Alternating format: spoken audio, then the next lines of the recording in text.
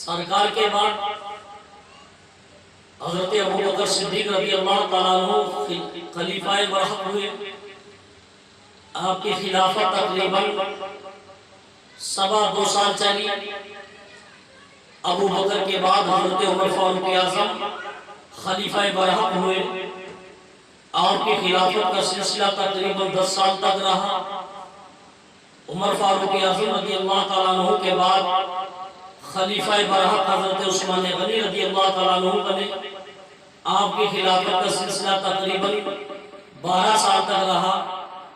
آپ کے بعد حضرت علی شیر خدا رضی اللہ تعالیٰ عنہ خلیفہ رہے۔ آپ کی خلافت کا سلسلہ تقریباً 4 سال رہا۔ علی کے پردہ پوش ہو جانے کے بعد یہ بات مشہور ہو گئی اب خلیفہ کون بنے گا، کس کو خلافت دی جائے، کون خلیفہ بنے، کون گدی نشین بنے گا۔ تو کچھ لوگوں نے مشورہ دیا کہ علی کے بڑے بیٹے حضرت حسن رضی اللہ تعالیٰ عنہ کو خلیفہ بنایا جائے۔ کسی نے کسی کو بتایا، کسی نے حضرت امیر معاویہ کو بتایا، اس لیے کہ امیر معاویہ اس وقت ملک شام کا گورنر تھے۔ ملک شام والوں کی یہ رائے تھی کہ امیر معاویہ کو خلیفہ بنا دیا جائے۔ کچھ لوگوں کی مرضی یہ تھی کہ علی کے بڑے بیٹے حضرت حسن رضی اللہ تعالیٰ عنہ کو خلیفہ بنایا جائے۔ کچھ لوگوں نے ہوا یہ امام حسن رضی اللہ تعالیٰ عنہ کے ہاتھوں پر بیعت لی، کچھ لوگوں نے امیر معاویہ رضی اللہ تعالیٰ عنہ کے ہاتھوں پر بیعت لی، کسی نے اور صحابی کے ہاتھ۔ لیکن امام حسن رضی اللہ تعالیٰ عنہ ان کو کسی عہدے کی ضرورت نہیں تھی، ان کے پاس کی چیز کی کمی تھی۔ سارے خزانے کی چابیاں تو اللہ نے ان کے گھر میں دی تھی، ان کو کی چیز کی کمی تھی، کسی عہدے کسی خلافت کی ان کو ضرورت نہیں تھی۔ اگر کسی کے ذہن میں یہ بات ہو کہ یہ لوگ خلافت عہدے کے چکر میں تھے، ایسا نہیں ہے۔ ان کے گھرانے میں اللہ نے سب کچھ عطا کر دیا تھا، ساری خوبیوں کے مالک یہ لوگ تھے، سب کچھ تھا ان کے پاس، تقویٰ ان کے پاس تھا، پرہیزگاری ان کے پاس تھی، دین یہ ہے، اسلام یہ ہے، ساری خوبیاں اللہ نے اسلام کی سب کچھ ان کے اندر رکھی تھی، کسی چیز کی کمی نہیں تھی۔ کمی تو آج ہم لوگوں کے اندر ہے، ان لوگوں کے اندر کوئی کمی نہیں تھی، انہیں عہدے کی ضرورت نہیں تھی۔ آپ نے دیکھا کہ ایک میدان میں 2 تلواریں آنا یہ مناسب نہیں ہے۔ آپ نے فوراً ملک شام کا رخ کیا، امیر معاویہ رضی اللہ تعالیٰ عنہ کے پاس پہنچے اور ان سے کہا کہ میں اپنی خلافت سے دستبرداری کرتا ہوں، خلافت سے ہاتھ کو کھینچ لیتا ہوں، میں آپ کی خلافت کا اعلان کرتا ہوں، آپ خلیفہ ہو جائیں۔ امیر معاویہ کو آپ نے خلیفہ منتخب کر دیا اور کچھ شرائط طے کیے، وہاں سے چلے آئے، مگر امیر معاویہ رضی اللہ تعالیٰ عنہ یہ بھی اہل بیت اطہر کے بہت بڑے غلام تھے، یہ بھی مدینے والے گھر کے گدا تھے، یہ بھی ہمارے سرکار دو عالم صلی اللہ علیہ وسلم سے سچا عشق کرنے والے تھے، سرکار کے نواسوں کو چاہنے والے تھے۔ امیر معاویہ یہ حضرت امام حسن امام حسین سے بڑی محبت کرتے تھے۔ امیر معاویہ نے اہل بیت اطہار کا وظیفہ جاری رکھا، بند نہیں کیا، بلکہ اہل بیت اطہار کا بڑا ادب و احترام کیا۔ امیر معاویہ نے، امیر معاویہ 1 سال نہیں بلکہ 20 سال تک خلافت کا انجام دیتے رہے، 20 سال تک حکومت کرتے رہے۔ جب امیر معاویہ دنیا سے پردہ پوش ہوئے، دنیا سے چلے گئے، تو اس وقت آپ کا ایک بیٹا تھا جوان جس کا نام یزید تھا۔ اور یہ مسلمانوں یہ حق ہے کہ جس کے دل میں دنیاوی عہدے کی ضرورت ہوگی، جس کو دنیاوی عہدہ جس کو محبوب ترین ہوگا، اسے نہ دین سے محبت ہوگی نہ دین بدہر سے محبت ہوگی۔ امیر معاویہ رضی اللہ تعالیٰ عنہ کو عہدے سے محبت نہیں تھی، بلکہ رسول اللہ صلی اللہ تعالیٰ علیہ وسلم کی امت سے محبت تھی۔ اور یہ اس کا بیٹا یزید اس کو سرکار کی امت سے محبت نہیں تھی بلکہ اس کو عہدے سے محبت تھی. یہ عہدہ لینا چاہتا تھا، اپنے وقت کا بہت بڑا حاکم حکمراں بننا چاہتا تھا. اس نے دیکھا کہ ہمارے باپ امیر معاویہ دنیا سے چلے گئے. اس نے سارے علاقے میں خطوط لکھوا کے بھیج دیے، مدینے کو خط بھیجا، مکہ بھیجا، کوفہ بھیجا، بصرہ بھیجا، ہر جگہ اس نے خطوط کو بھیج دیا. خبر بھیج دی کہ آج سے امیر المومنین امیر معاویہ کا بیٹا یزید بنے گا. اب یزید تخت شاہی پر بیٹھے گا، یزید خلیفہ ہے. کیونکہ امیر معاویہ کی فیلڈ تو پہلے سے بنی ہوئی تھی، باپ کی حکومت تھی، سب کچھ پہلے سے بنا بنایا تھا. بیٹا گدی پر بیٹھ گیا، حالانکہ بیٹھنے کے لائق نہیں تھا، زبرن بیٹھا. اتنا بڑا عیاش تھا، زنا کے اڈے وہ کھولے ہوئے تھا، عیاشیوں کے اڈے وہ کھولے ہوئے تھا. یہاں تک کہ ملک شام کی پوزیشن وہ اس نے کر دی تھی کہ بیٹا اپنے ماں بہن سے نکاح کرنے کے لیے تیار تھا. اتنا ظلم ہو رہا تھا، اتنی زیادتی ملک شام کے اندر، اتنی عیاشی ہو رہی تھی ملک شام کے اندر کہ یزید نے جگہ جگہ پر عیاشیوں کے اڈے کھول رکھے تھے، شراب کے اڈے کھول رکھے تھے.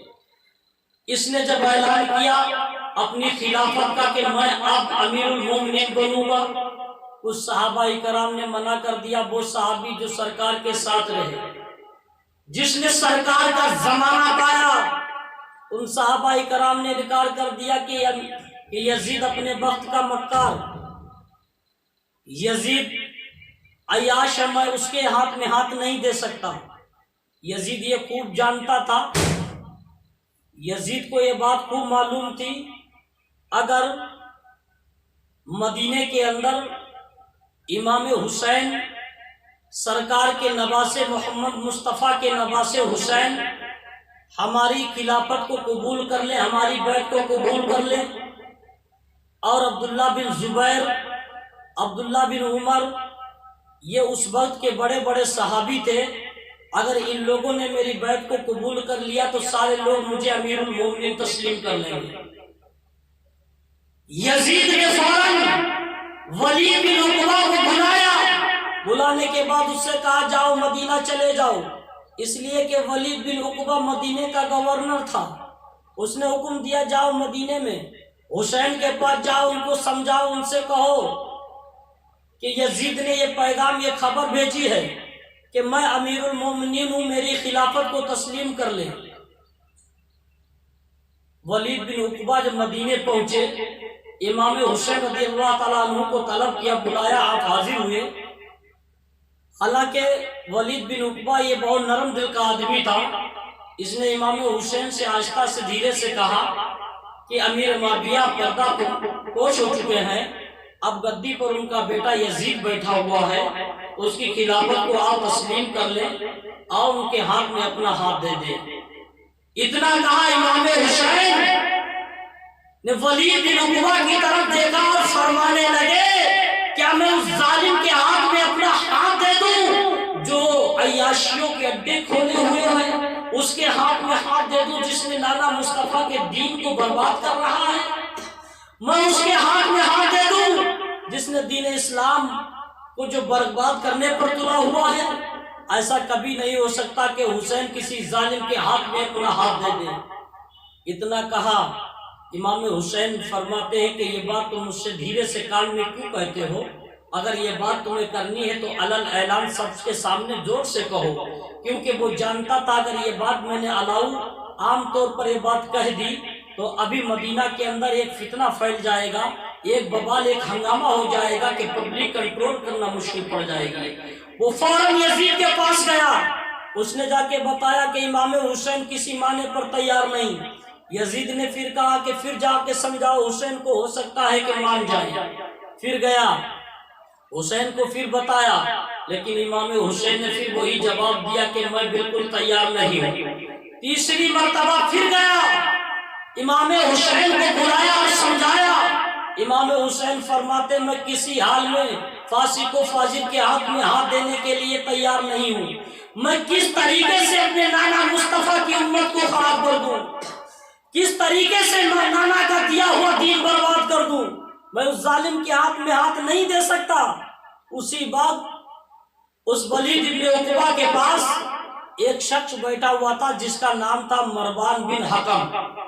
یہ مروان بن حکم اتنا بڑا ظالم آدمی تھا، اتنا بڑا ظالم تھا، جب حسین چلے تو اس نے ولید بن عقبہ سے کہا کہ حسین کو روک لو، حسین کو روکو اور سمجھاؤ۔ تو ولید بن عقبہ کہتا ہے کہ میں کیسے سمجھاؤں، کیا زبردستی سمجھاؤں؟ تو یہ ظالم اتنا بڑا، یہ مروان بن حکم بیٹھا ہوا تھا اس کے پاس، وہ کہتا ہے کہ حسین کو روکو اور سمجھاؤ، اگر نہ مانے تو قتل کر دو، حسین نہ مانے تو ان کو قتل کر دو۔ یہ اتنا بڑا ظالم تھا، ایسا مشورہ دے رہا تھا۔ یہ وہی مروان بن حکم ہے، جب یہ پیدا ہوا تھا تو سرکار نے فرمایا تھا کہ گرگٹ کا بچہ گرگٹ ہی پیدا ہوتا ہے۔ یہ اتنا بڑا ظالم، اتنا بڑا شیطان تھا۔ جب اس نے کہا اگر حسین اگر سمجھانے سے نہ سمجھے تو ان کو قتل کر دو، امام حسین نے جب یہ دیکھا کہ یہ میرے قتل کی بات کرتا تو حسین پلٹ کر کھڑے ہو گئے، بولے ظالم مجھے قتل کرنے کی بات کرتے ہو؟ تو ولید بن عقبہ نے کہا اے حسین تم میرے رسول کے نواسے ہو، ہم بھی اسی رسول کے کلمہ پڑھتے ہیں جس کے آپ نواسے ہیں، میں آپ کو پھر سمجھاتا ہوں کہ آپ میری بات کو مان لیں یا پھر آپ کوئی دوسرا راستہ اختیار کر لیں۔ اتنا کہا کہ آپ یا میری بات کو مان لیں یا پھر دوسرا راستہ اختیار کر لیں، کیونکہ مجھے ایسا نہ ہو کہ آپ پر ظلم کرنا پڑ جائے، اور میں سرکار کے گھرانے پر ظلم کرنا اچھا نہیں سمجھتا ہوں۔ حسین میری بات کو مان لیں یا پھر کوئی دوسرا راستہ اختیار کر لیں۔ اتنا کہا میرے پیارے حسین نے دل میں سوچ لیا اب یہ ظالم مجھے مدینے میں رہنے نہیں دیں گے۔ آپ فوراً اپنے گھر آئے، گھر آنے کے بعد اپنے پورے قبیلے کو بلایا، اپنے